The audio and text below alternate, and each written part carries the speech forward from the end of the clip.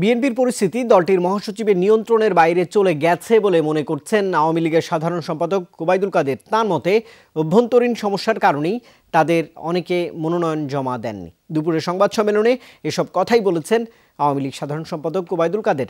বলেছেন, বিএনপির চোখে জামাতে ইসলামীর সবাই মুক্তিযোদ্ধা, নামে ঐক্যফ্রন্ট হলেও এই জোট ঐক্যবদ্ধ নয় বলে মন্তব্য করেন ওবায়দুল কাদের।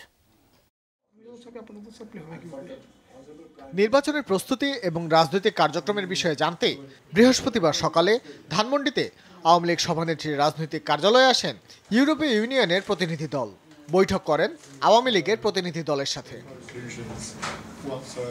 পরে সংবাদ সম্মেলনে আওয়ামী লীগ সাধারণ সম্পাদক ওবায়দুল কাদের বলেন, ইউরোপীয় ইউনিয়ন মনে করে নির্বাচনের সহায়ক পরিস্থিতি বিরাজ করছে।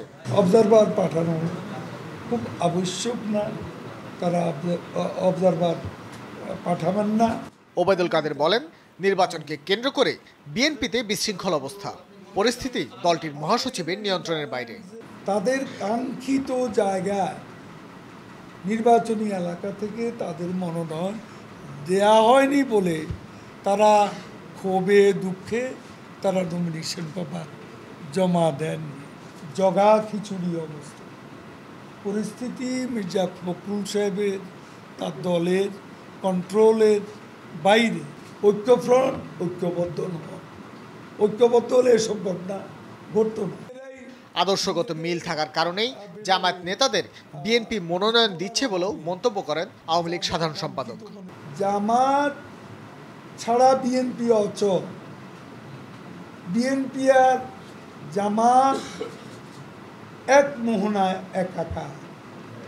তারা একসঙ্গেই কাজ করছে, একসঙ্গেই সন্ত্রাস করছে, একসঙ্গেই সাম্প্রদায়িক রাজনীতি করছে। সাম্প্রদায়িকতার বড় নাম্বার 1 পৃষ্ঠপোষকই হচ্ছে বিএনপি। আসন বন্টনের বিষয়ে মহাজোটে বড় কোনো সমস্যা নেই বলেও জানান ওবায়দুল কাদের। নির্বাচিত হওয়ার মতো যোগ্য প্রার্থীকে আমরা মনোনয়ন। ভাস্কর ভাদুরী, যমুনা নিউজ, ঢাকা।